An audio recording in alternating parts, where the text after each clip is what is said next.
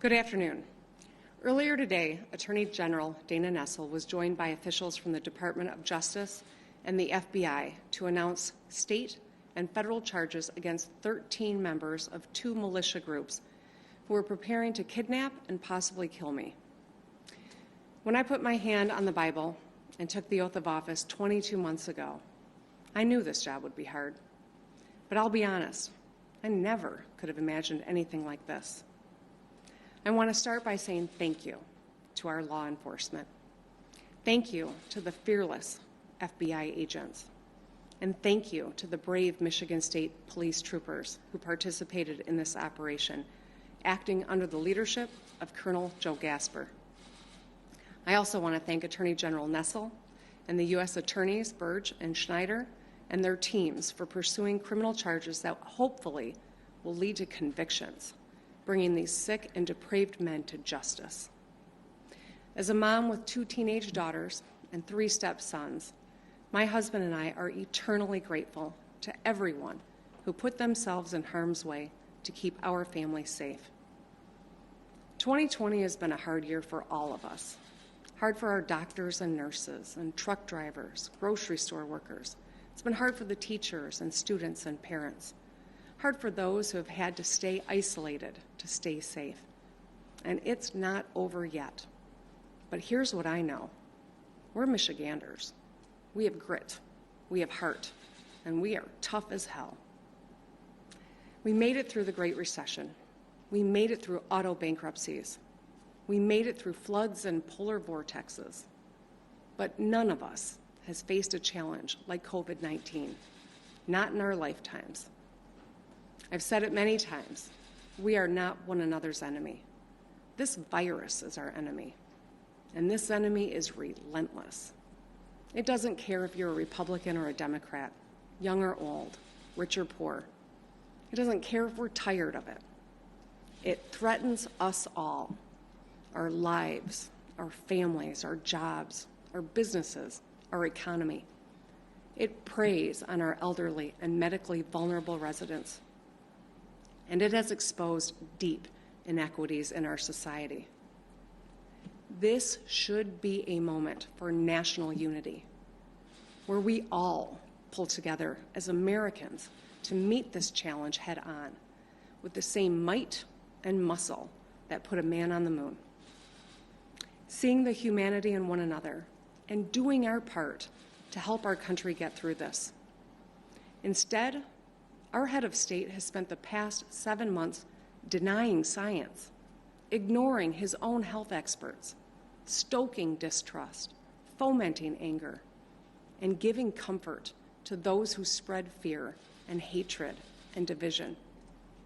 Just last week, the President of the United States stood before the American people and refused to condemn white supremacists and hate groups like these 2 Michigan militia groups. Stand back and stand by, he told them. Stand back and stand by.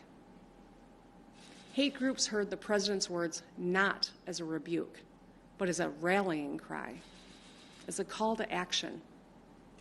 When our leaders speak, their words matter. They carry weight. When our leaders meet with, encourage, or fraternize with domestic terrorists, they legitimize their actions, and they are complicit. When they stoke and contribute to hate speech, they are complicit. In 1981, President Ronald Reagan spoke to the NAACP's annual convention, and his comments stand in sharp contrast to what we have seen on the national and state level from his own beloved party in 2020. He said, "A few isolated groups in the backwater of American life still hold perverted notions of what America is all about. Recently, in some places in the nation, there's been a disturbing recurrence of bigotry and violence." Then Reagan sent a direct message to those who still adhere to senseless racism and religious prejudice.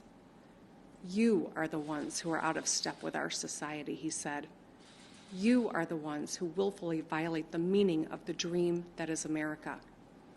And this country because of what it stands for will not stand for your conduct. So let me say this loud and clear. Hatred, bigotry, and violence have no place in the great state of Michigan. If you break the law or conspire to commit heinous acts of violence against anyone, we will find you, we will hold you accountable, and we will bring you to justice.